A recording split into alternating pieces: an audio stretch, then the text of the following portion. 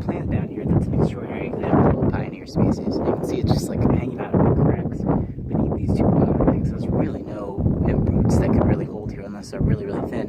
But it's protected from the wind, it's protected from any kind of predator. It gets just enough sunlight, it collects a lot of water down here because it's a nice little crevasse. And somehow this seed maybe that swept away here over the wind, or maybe some it managed to find a way to survive down here.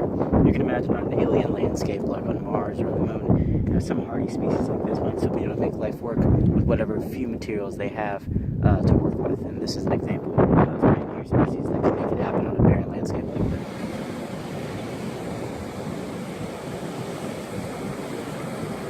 Even though this rock is pretty young, it's already formed little tidal pools where you can see this iguana friend of mine behind me. It's trying to make a little home for himself. He's a pretty fat one, and if you just saw it closely, he sneezed out some salt water from his nose. Inside this pool is also a lot of small fish, and anytime a new island is formed from volcanic rock like this, there's really no plants that can take hold for a while, except for mosses and algae and other things that have really, really shallow roots or no roots and can still photosynthesize by gripping onto it somehow. When those plants decompose and break down the rock below them with their roots, they'll start to form soil, and that soil can then be big enough for other plants to be able to take root.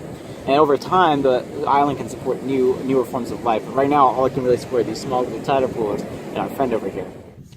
How does seed get planted? Every ecosystem, no matter how big, small, marine, land, cold, hot, every ecosystem has to start with some kind of a plant to be able to produce energy from the sun that other organisms can eat. Otherwise, the bottom of the energy pyramid has nothing, the beginning of the food chain has nothing, and there's no way for any animal to get anything. But in arid ecosystems like this, where you don't have a lot of water and not a lot of rainfall, it can be hard for plants to come up with the right adaptations in order to get the water they need to grow and to photosynthesize.